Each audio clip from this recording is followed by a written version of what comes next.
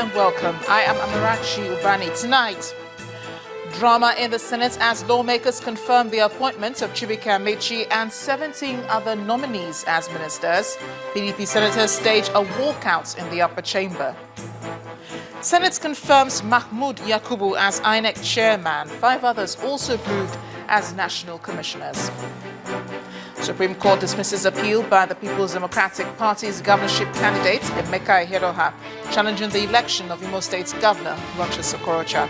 The third India-Africa summit opens in New Delhi. President Buhari and over 50 other African leaders in attendance. On Business News tonight, National Insurance Commission plans property insurance guidelines for Nigeria Customs Service.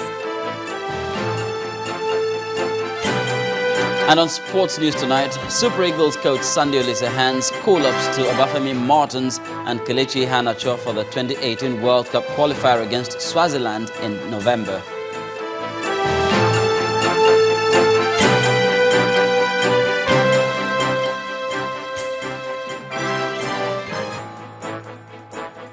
We begin tonight in the nation's federal capital territory, where the Senate today confirmed the second and last batch of the ministerial nominees sent by President Muhammadu Buhari.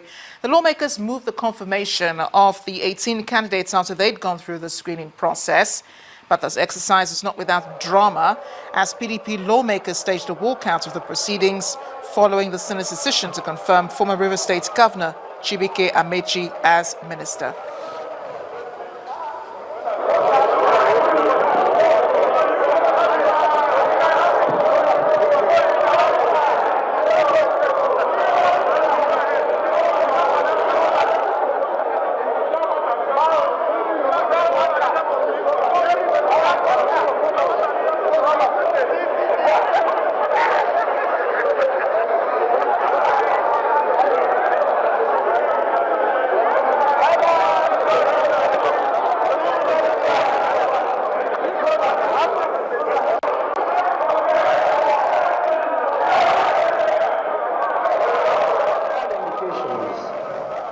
We are being shut out, and the only reason I am standing up to speak is to tell you, Mr. President, that there is a moral burden on not only this Senate, but on the government of President Buhari that is riding on a crest. That is riding on a crest. I will finish. I am a woman, you need to let me speak. Mr. President, there is a moral burden on anyone who is riding on the crest of corruption. No corruption, minimum corruption. We don't want corruption. And there is a weighty allegation against anybody. There is a need, Mr. President, to ensure that the court of law absolves him before we can confirm him in this Senate. Of every other law. And Section 1, Subsection 3 of the Constitution has told us that if this Constitution is at variance with the rules, the Constitution will even prevail. Most importantly, Mr. President, is the fact that even looking at the report, it says that your mic here. Turn this way. Turn this way. Okay. The recommendation that since the ministerial nominee had gone to the Court of Appeal to challenge the content of the petition and the white paper of the Judicial Commission of Inquiry, what this tells me, Mr. President, in view of the fact that what is being relied upon is even no longer part of our Constitution. It has been expunged by the first alteration by the 6th Senate. I hereby second the motion as moved by the leader.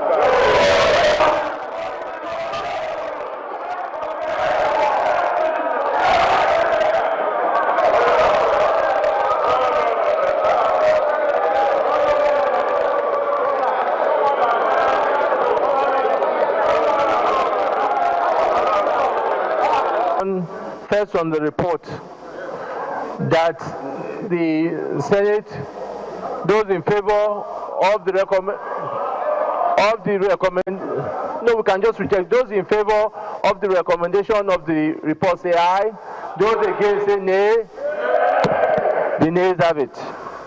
The report of the Senate Committee on Ethics is hereby rejected. Now we now go to the approval. Senate, those in favor that Chibuike Rotimi Amechi is approved an appointment as Minister of the Government of the Federal Republic of Nigeria, say aye. Aye. Say nay. The ayes have it. Chibuike Rotimi Amechi is appointed as a Minister of the Government of the Federal Republic of Nigeria. Leader. The Senate may have confirmed the former governor of Rivers State amidst protests by senators of the People's Democratic Party who staged a walkout. Both the PDP and the APC have been sharing their views on the priority of this decision in the light of the Senate Ethics and Privileges Committee's recommendation. While the majority leader, Ali Ndume, says there's no recommendation from the ad hoc committee to implement, the minority leader, Godswill Akpabio, insists a recommendation by the committee was ignored. The feeling you say you beg to pull out does not affect the attendance. And besides, we have 48 senators or thereabouts and the quorum is 33, and the quorum is at the beginning.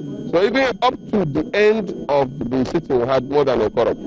Is it not when there is a report that you can look at the recommendation, the Constitution, and our standing rules, and that is 41(7), and the committee itself said that since the matter is before the court, the Senate cannot contravene its rule by considering it, and that's why I recommended that it should be dropped.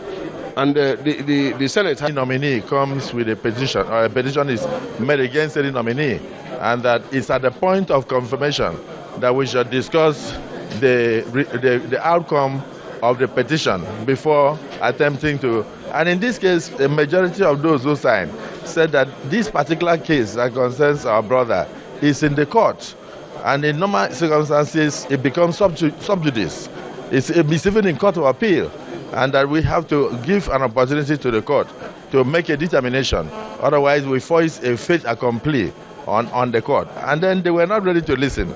And of course, we set up the committee, and the committee made its recommendation. Meanwhile, the ruling All Progressives Congress has described the confirmation of the ministerial nominees on the floor of the Senate as a show of cohesion and unity within the party. The party, in a statement by its spokesperson, Haji Lai Mohammed, says it believes the confirmation of all the ministerial nominees by the Senate, despite some misgivings by the opposition, has shown clearly that there is no longer any division within the APC family. He adds that the APC considers the walkout of the PDP senators as democracy at work and urges Nigerians to work with the Buhari-led government as the Federal Executive Council is almost ready for full inauguration.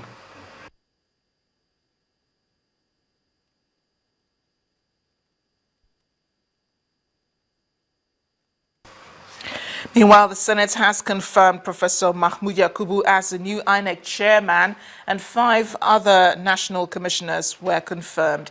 6 new appointees appeared before the Senate screening today as the lawmakers asked them questions relating to the nation's electoral process and building democratic institutions.